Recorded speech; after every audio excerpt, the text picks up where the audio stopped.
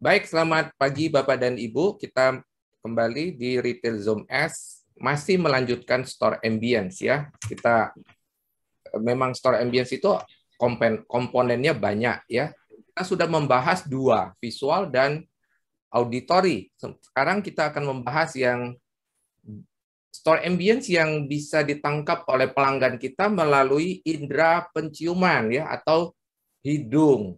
Ya sudah bisa ditebak ya.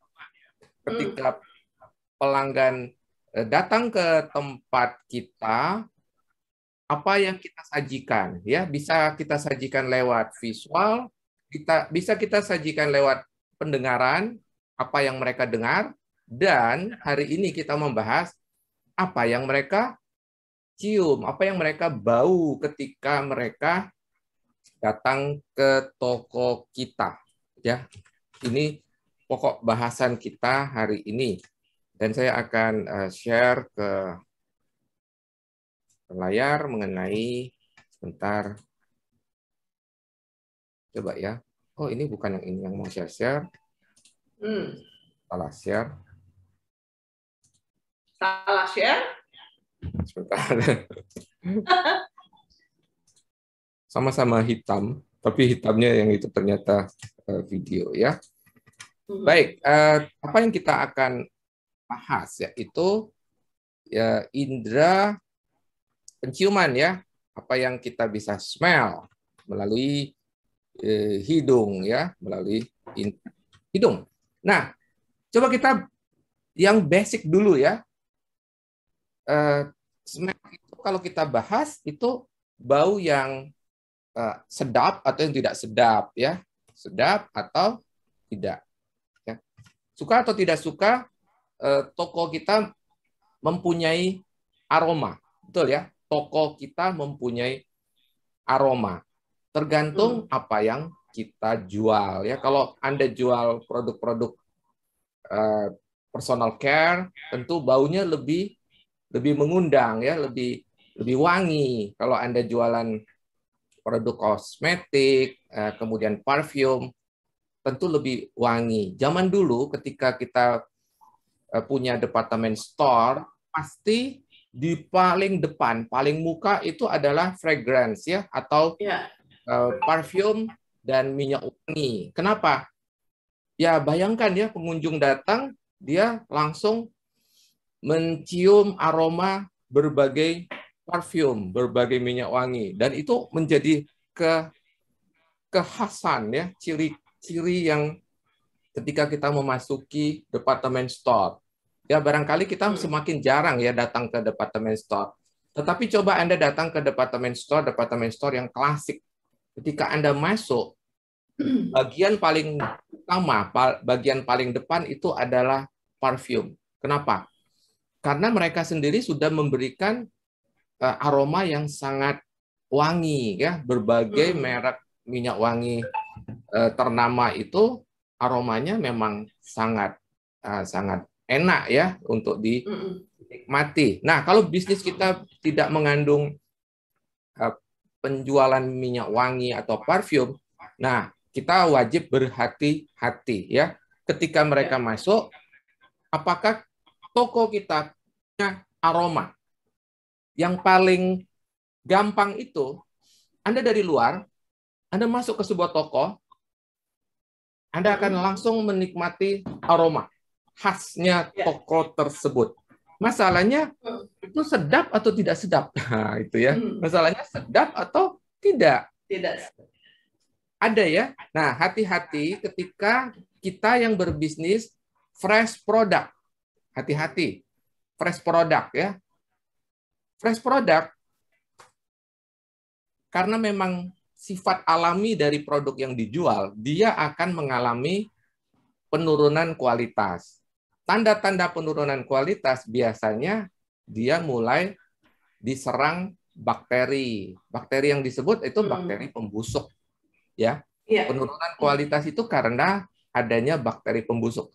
Bakteri pembusuk ini otomatis akan membuat bau tidak sedap ya. Namanya bakteri pembusuk. Dia akan membusukkan.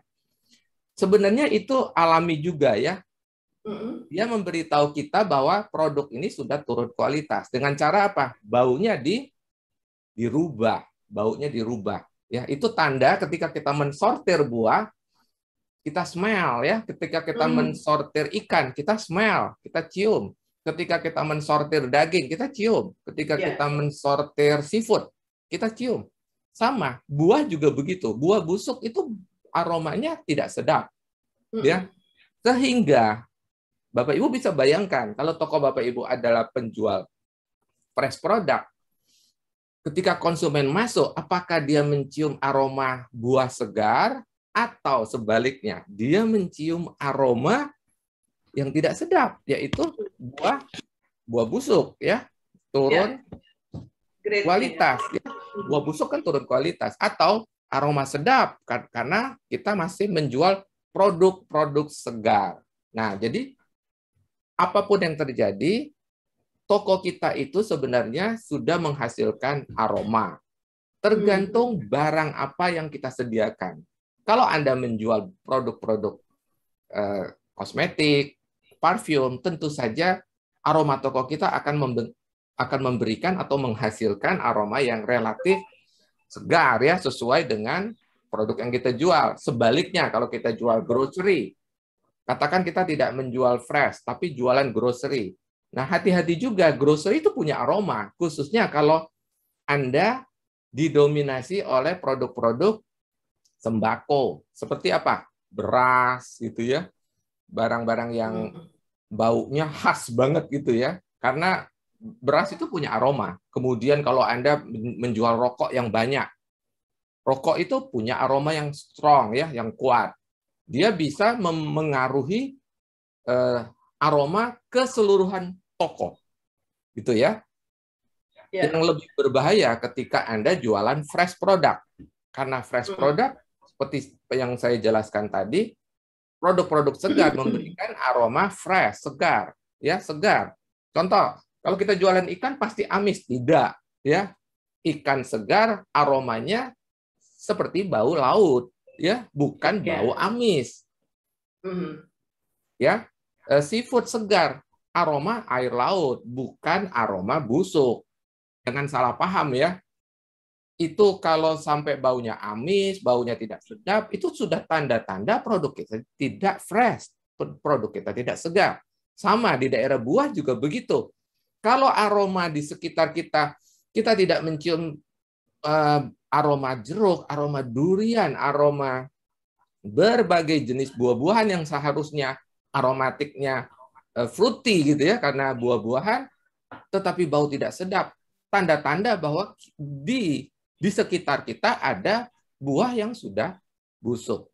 Nah, jadi bagi Bapak Ibu yang kuat di fresh product, tolong perhatikan bahwa aroma itu sebenarnya sudah tanda-tanda bahwa Anda ada tanda-tanda atau sebuah sebenarnya bantuan buat kita untuk apa? Segera mensortir ya, segera mensortir barangkali di barang dagangan kita ada barang yang busuk ya. Setiap kali ada penurunan kualitas, selain aroma, Anda juga akan melihat mulai datang makhluk-makhluk yang tidak berkepentingan. Contohnya apa? Lalat. Terus ada lagi yang serangga yang halus kecil itu yang suka terbang-terbang di sekitar buah. Mereka baru datang itu kalau buahnya busuk. Kalau mengeluarkan aroma yang sangat mereka kenali, yaitu aroma busuk. Ya. Lalat itu konon bisa mencium itu dari jarak 500 meter.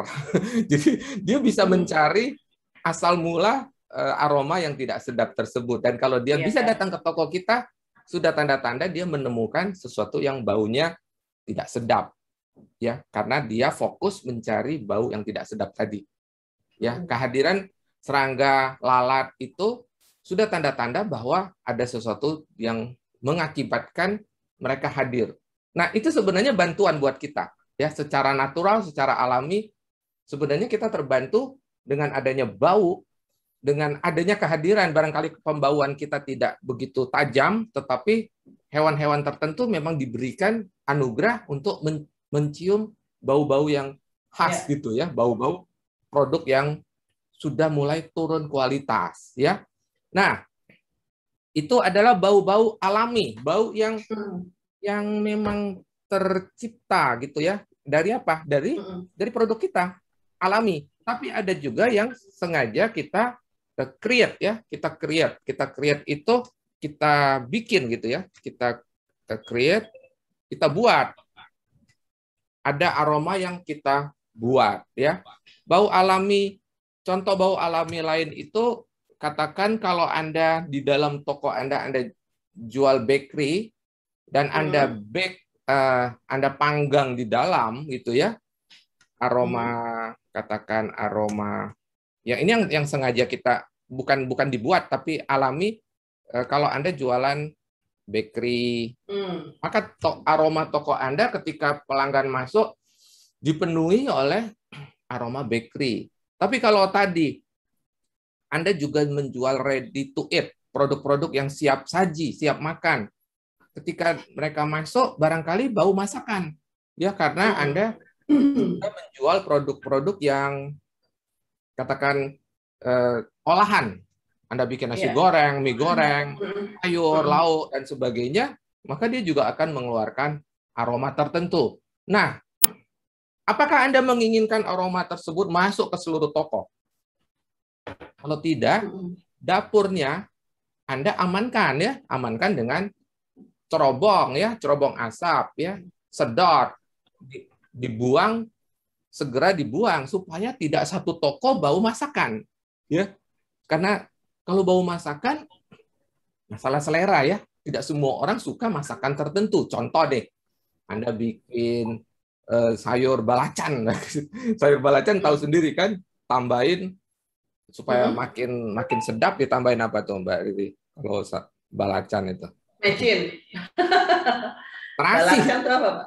Oh, terasi. Balacan itu masakan ala Melayu gitu ya. Itu kan mereka tambahin terasi. Nah, kalau Anda tahu sendiri kan terasi kan tidak semua orang cocok ya. Ada orang yang merasa, wih sedap nih bau terasi. Tapi ada juga yang merasa, wah apaan ini gitu ya. Ada yang tidak cocok dengan bau ya, bau-bau tertentu. Baik, nah sekarang kita masuk ke ada yang kita create. Ada bau yang kita create. Contoh ya, ada kalau Anda masuk melewati coffee shop, kita terpancing untuk bau kopi enak banget, kita mau ngopi gitu ya. Apakah Anda pikir itu bau dari brewingnya dia? Apakah mereka baunya itu karena mereka lagi bikin kopi sehingga baunya kemana-mana? Rupanya tidak ya. Jadi ada aroma yang sebenarnya itu buatan. Jadi memang ada perusahaan-perusahaan tertentu menghasilkan aroma. Jadi bisa dipesan. Saya mau aroma kopi. Aromanya seperti apa? Itu bisa disetel ya dengan teknologi biochemical itu bisa di biochemical dia bisa dibikin ya. Aroma itu bisa dipesan. Termasuk Anda mau aroma ayam goreng gitu itu bisa dipesan. Jadi kalau Anda lewat dekat-dekat fried chicken tertentu dan Anda bangkit seleranya, itu bukan beneran aroma itu keluar dari dapurnya si ayam goreng tadi ya. Itu memang ada aroma yang senantiasa disemprotkan dan itu biasanya otomatis ya, bukan orang semprot-semprot begitu. Memang dia ada aroma yang tiap waktu disemprotkan dan ketika pintu kebuka aromanya keluar kemana-mana dan itu dampaknya apa? Smell ini selera kan, baik kita belum ingin makan jadi pengen makan, jadi lapar, jadi pengen minum kopi gitu ya. Ini kan di coffee shop tujuannya apa? selera, membangkitkan selera, ya. Jadi begini, Iya. ada aroma yang kita hasilkan secara alami di toko kita, ada juga yang kita sengaja create. Kenapa kita create? Karena kita menginginkan aroma itu begitu kuatnya melekat di benak konsumen. Jadi contoh, coffee shop tertentu memang punya aroma itu, dan dia tiap kali kita lewat, kita mencium aroma itu. Lain kali kita mencium aroma itu kembali, masih ingat bahwa pikiran kita akan menggiring ke bawah sadar, ya. Ketika kita mencium aroma tertentu, dia akan masuk ke subconscious, menarik kembali. Menarik lagi apa? Oh, enaknya kalau kita mencium aroma kopi, kita merecall kembali nikmatnya ngopi. Ketika kita mencium bau ayam goreng, dia merecall kembali nikmatnya si ayam goreng tadi. Akibatnya apa? Hasil dari subconscious apa? Action, ya, akan membangkitkan ingatan tersebut, akan mendorong tindakan. Silakan subscribe, like, and share jika Anda memandang materi ini bermanfaat. Sampai kita berjumpa lagi. Salam, grow, and